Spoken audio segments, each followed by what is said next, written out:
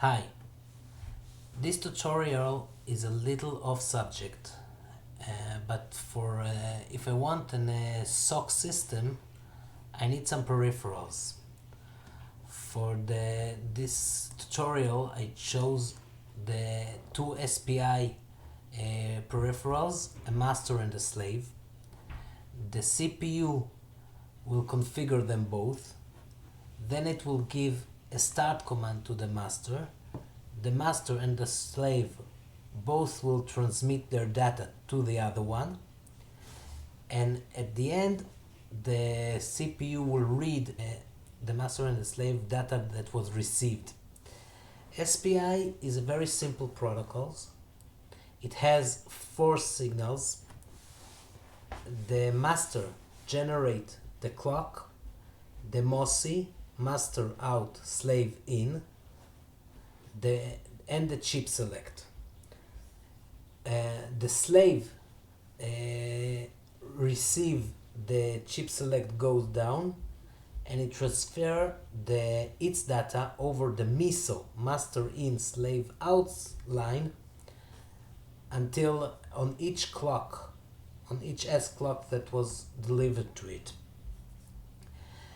Most of the time SPI are working as a master. There is a system, a smart system, a SOC, that generate the master SPI, and there's a slave which is not connected to a CPU. It's only controlled by the master SPI in the SOC CPU system.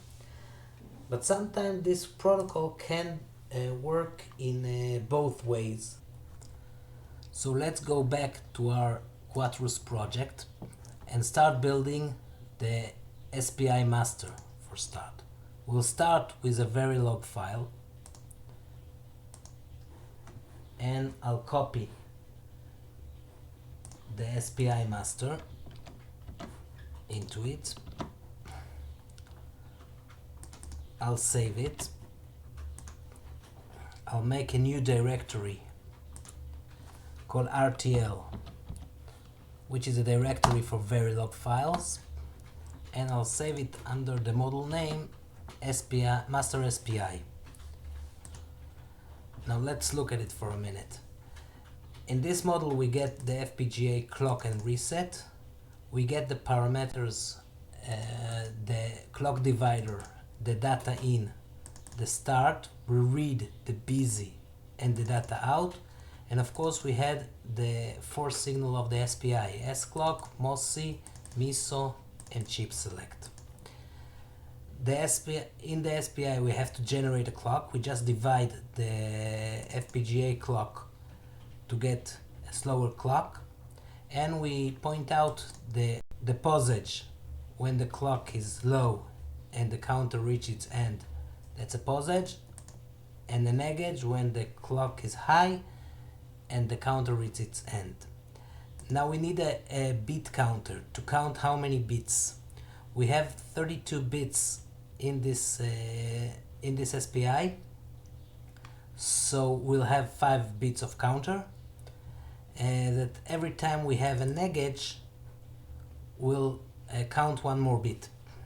Now let's begin the signals generation. First we'll do the SSN, the chip select. When it gets start, when the start command arrives, it go low, and when we have a negage and the bit counter beats to its full, we finish the transaction and rise it. Now the MOSI.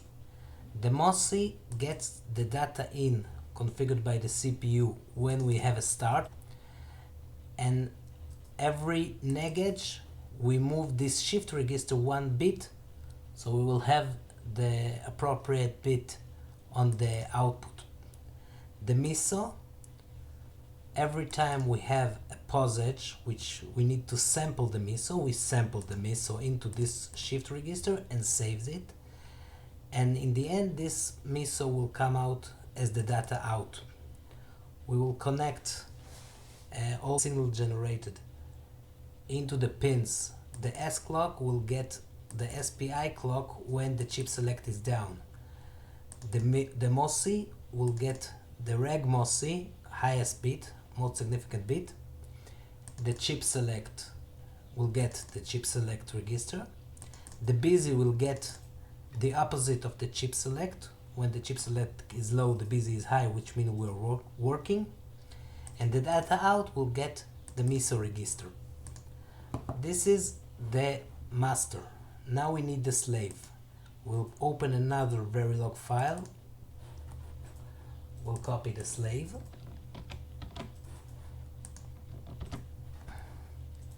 And save it.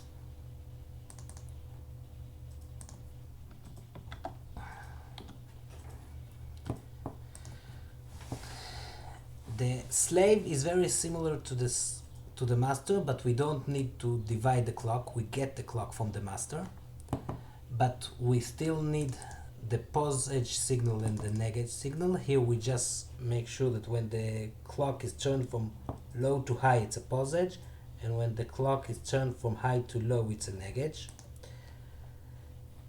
Every time we need to sample the MOSI that was received from the master.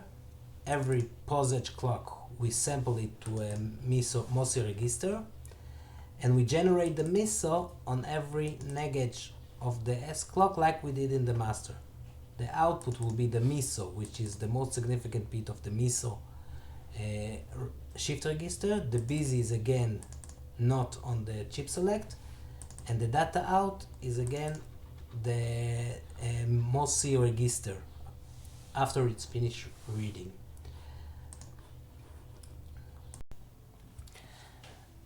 Now that we have our master and slave, we want to make sure that they work. So we want to simulate them.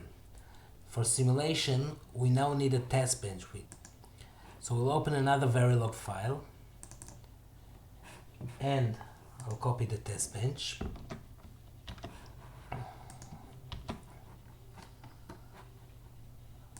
I'll save its name.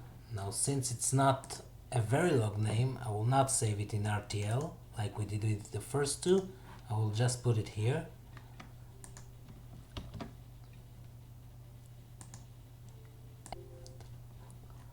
Okay, now let's go over it. First, we need the time scale of 1 nanosecond because we have some timing here, so all of those numbers will be in nanosecond. We'll generate a clock and a reset. We toggle the clock at each 10 nanoseconds, which makes a 50 megahertz clock like we have in our board. We configure the clock divider, master data in, and the slave data in, like the CPU will do in the real world, but for simulation that's enough. We need to generate the start, so we'll make initial. In the beginning the start will be 0. We'll wait for the reset. We'll wait another 100 nanosecond, and then we'll wait for the clock.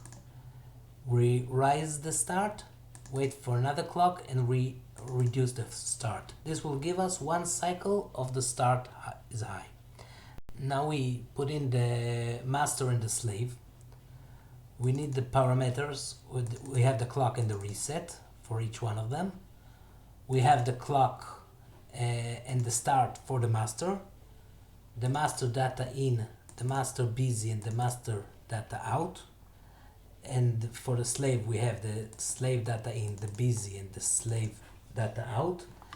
And of course, we have the 4 SPI signal: S clock, MOSI, MISO, and chip select. That's about it. That's all the test benches we need. First, we'll synthesize our design so the simulation can analyze it. This takes some time.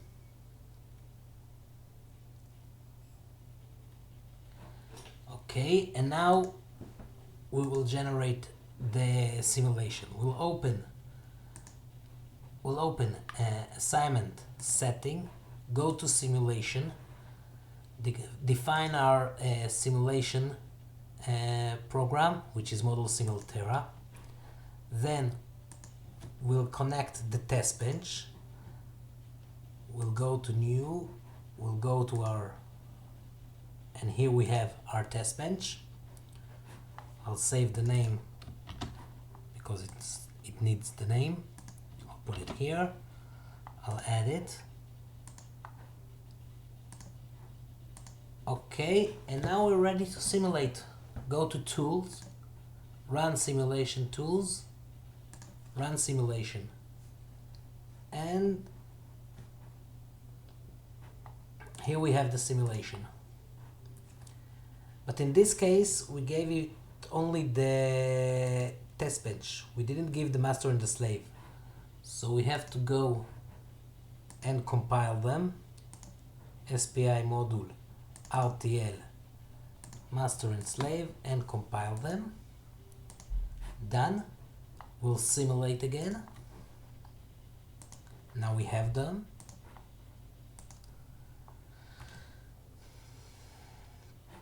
And here is our test bench and all the signals that it has. So we'll add the waves.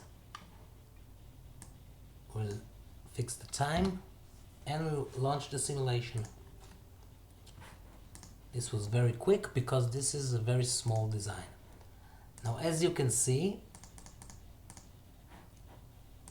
here is my SPI transaction. The clock divider, the master data in, and the slave data in are configured supposedly by the CPU, but in the test bench from the test bench.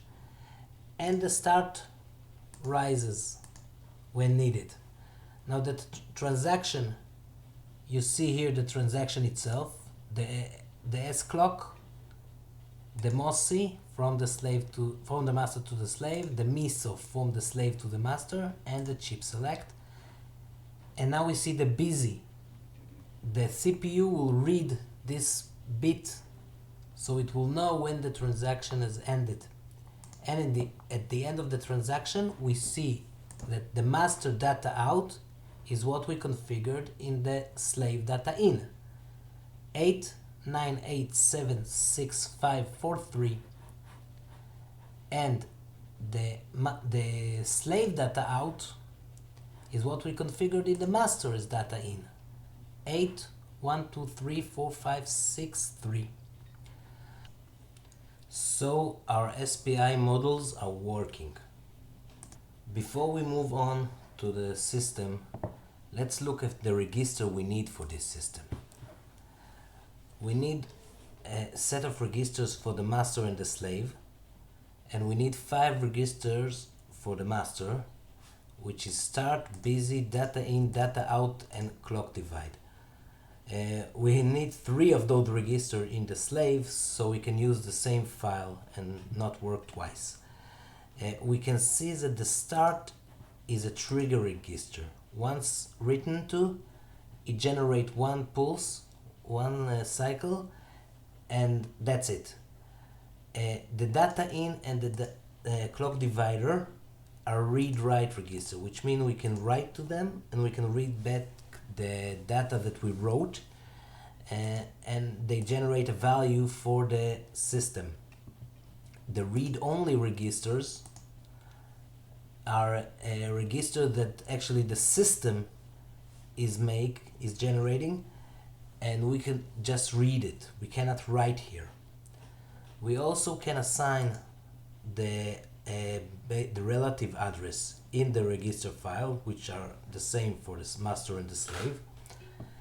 And we need the base address. The base for the master is 0 and the base for the slave is 40, because the maximum value we need is 10.